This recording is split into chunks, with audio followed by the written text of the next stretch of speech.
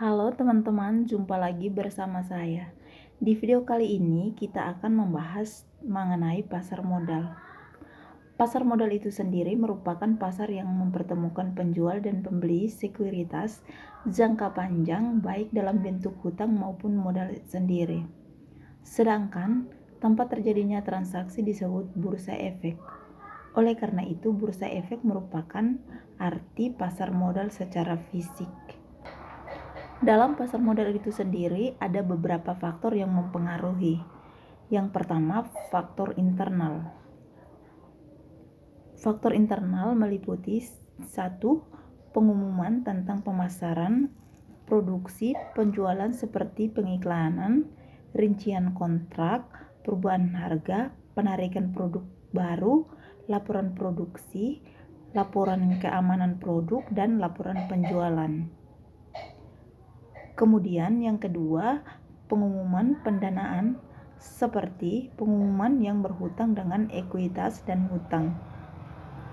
Kemudian yang ketiga, pengumuman ketenaga kerjaan seperti negosiasi kontrak baru, pemogokan dan lainnya. Kemudian yang keempat, pengumuman laporan keuangan perusahaan seperti peramalan laba sebelum akhir tahun fiskal dan setelah akhir tahun fiskal. Yang berikut faktor eksternal. Yang pertama, pengumuman dari pemerintah seperti perubahan suku bunga tabungan dan deposito, kurva valuta asing, inflasi, serta berbagai regulasi dan deregulasi ekonomi yang dikeluarkan oleh pemerintah. Yang kedua, pengumuman hukum seperti tuntutan karyawan terhadap perusahaan atau terhadap manajernya dan tuntutan perusahaan terhadap manajernya. Kemudian yang ketiga, pengumuman industri sekuritas seperti laporan pertemuan tahunan, insider trading, volume atau harga saham perdagangan, pembatasan atau penundaan trading. Yang keempat, gejolak politik dalam negeri dan fluktuasi nilai tukar juga merupakan faktor yang berpengaruh signifikasi pada terjadinya pergerakan harga saham di bursa efek suatu negara. Yang kelima, berbagai isu baik dari dalam dan luar negeri. Ada beberapa jenis pasar modal. Menurut Sumariah tahun 2011 halaman 12. Yang pertama, pasar perdana. Pasar perdana itu terjadi pada saat perusahaan emiten menjual sekuritasnya kepada investor umum untuk pertama kalinya. Sebelum menawarkan saham ke pasar perdana, perusahaan emiten akan mengeluarkan informasi mengenai perusahaan secara detail atau prospektus. Prospektus berfungsi untuk memberikan informasi mengenai kondisi perusahaan kepada calon investor, sehingga calon investor akan mengetahui prospek perusahaan di masa yang akan datang. Yang berikut, pasar sekunder.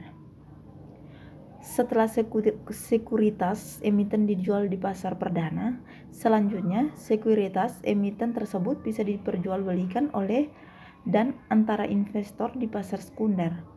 Dengan adanya yang pasar sekunder, investor dapat melakukan perdagangan sekuritas untuk mendapatkan keuntungan. Oleh karena itu, pasar likuiditas kepada investor bukan kepada perusahaan seperti di pasar perdana. Yang berikut kita akan membahas tentang pasar lelang.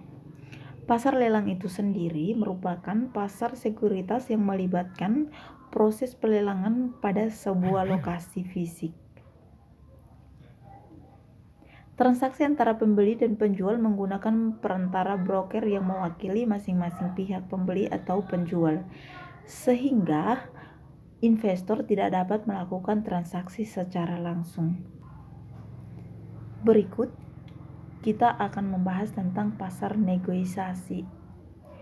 Pasar negosiasi terdiri dari jaringan berbagai dealer yang menciptakan pasar. Yang berikut kita akan bahas mengenai pasar negosiasi. Pasar negosiasi terdiri dari jaringan berbagai dealer yang menciptakan pasar tersendiri di luar lantai bursa sekuritas. Dengan cara membeli dari dan menjual ke investor, pasar negosiasi sering juga disebut over the counter market atau disingkat menjadi OTC atau di Indonesia dikenal dengan pasar paralel. Transaksi yang dilakukan di pasar paralel tidak dikelola oleh suatu organisasi perdagangannya yang formal dan terstruktur seperti BEI. Namun, transaksi terjadi di luar bursa dan terhubung secara elektronik antara dealer. Sekian dan terima kasih.